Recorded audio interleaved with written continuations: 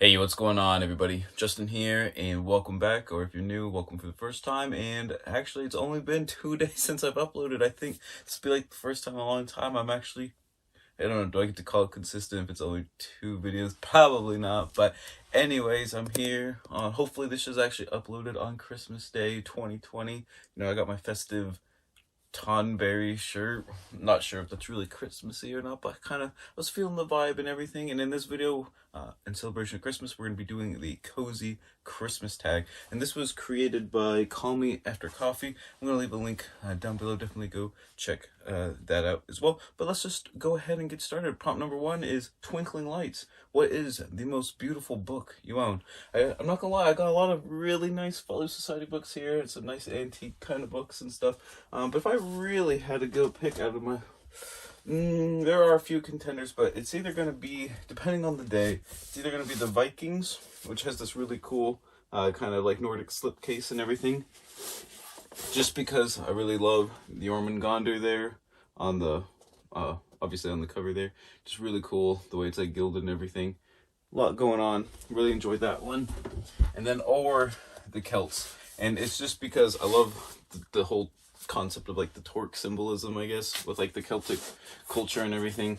And then obviously this one's kind of got like the illuminated manuscript stuff as well. I just thought like the sword going through the torque and everything was just really cool, really well done. Actually, I think they remade this Celtic one, but it's like green. It's like red or green or something instead of orange, which is kind of interesting. But be as it may, I think I usually probably go with the Vikings one, I think, by Gwyn Jones from the Follow Society. Definitely really good books. Check them out.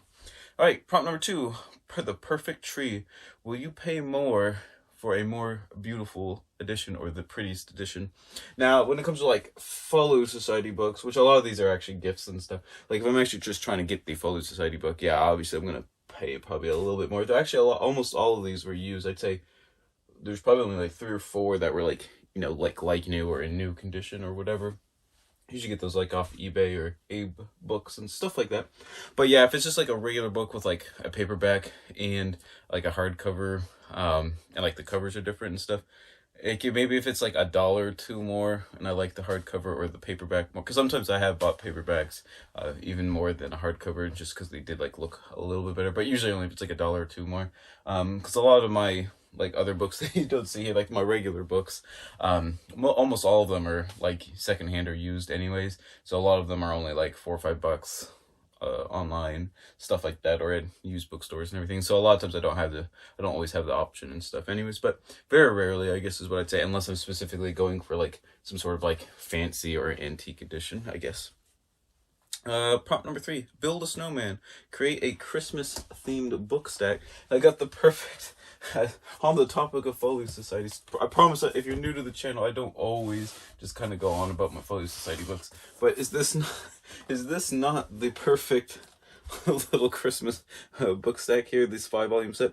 Actually, I've only read one of these, and it's the Waning of the Middle Ages, which honestly I didn't think was that great. It was like a super specific kind of monograph on like Belgian and French like high culture of like the 1300s or something, and I was like, oh, that was not quite what I wanted and stuff. But anyways, definitely need to get on some of the other ones. You can see this box is a little damaged and stuff, but hey, still a really good deal. But yeah, I thought that was kind of like the perfect little Christmas book stack going on there. All right, question number 4, Crackling Fire. What book makes you feel warm and cozy? I kind of thought about this one for a little bit, but I'm gonna actually go with like my field guides. I very rarely video or do recordings and stuff in front of my nature shelves and stuff, though that might be remedied and stuff. But I'm going with my field guides. Obviously, I didn't bring like, a giant stack of like 20 or 30 books or whatever, but here we got the National Audubon Society, a Field Guide to the Birds of the East, and Trees of the East. I don't know, I just really enjoy going through my field guides. I got like some for like insects and, flowers, all kinds of stuff, ferns, things like that. I just have a really good time, I don't know, just like kind of perusing through them, like trying to identify things when I'm on like my nature walks, or when I see something outside that I don't like recognize, or I can't think of like the name off the top of my head. It's always fun to just kind of like flip through them and stuff. stuff. I don't know, I just really enjoy doing that, and it's just gives you like the warm fuzzy feelings when you like get to identify something either for the first time, or if you've like forgotten and stuff, or it's been a while. I don't know, it's kind of silly, but I like it. All right, question number 5. Knee-high socks. What is the longest book that you've read?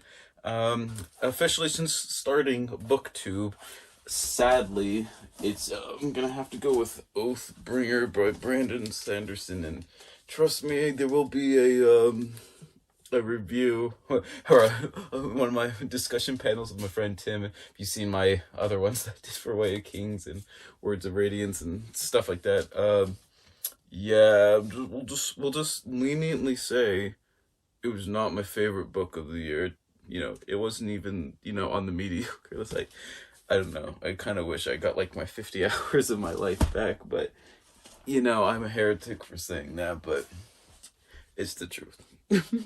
All right, question number 6. Ugly sweaters. What is the ugliest book you own? I mean, I guess I got a lot of like really beat up ones. I would never consider any of these ones ugly, and even like beat up ones, you know, they just got like character and kind of like a story behind them and stuff. I mean, I guess a lot of some of my like kind of history academic ones, a lot of the older ones that I have don't have dust jackets, so they're just kind of like the plain cloth board, I guess, which really isn't ugly per se. But I found one book I haven't read yet. I can't even remember where I got it, to be honest. It's not ugly per se, but it's literally the plainest book I've like ever seen. As you can see, it's Paul Johnson Intellectuals.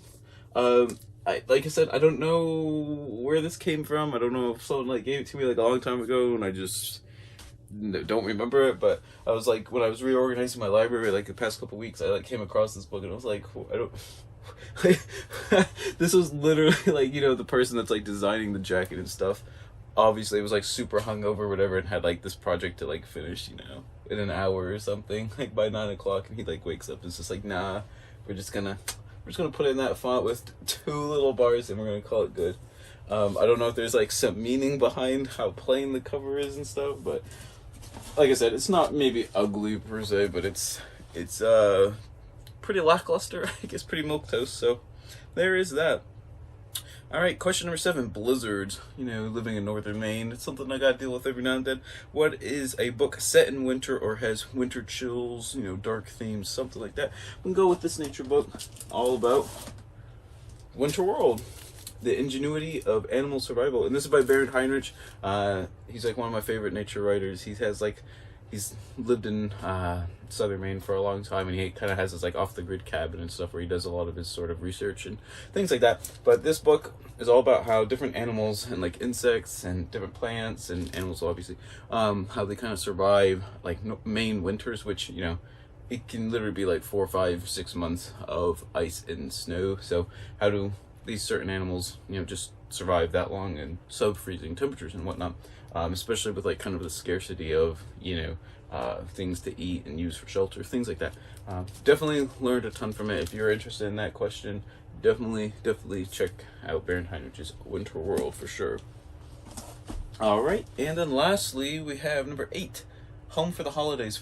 For people who reread books, what is a book that feels like going home? I don't reread too many books, but I'm gonna go super basic with like one that I do reread every now and again, and it's The Hobbit by Tolkien.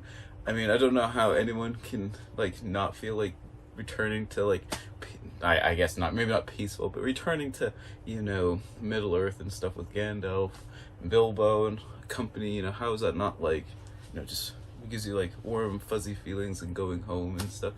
I don't know, like the whole scene of like, you know, the couple nights they spend with Bjorn, I don't know, like to me that's just like idyllic. So that's what I would say for a book that makes me feel like going back home.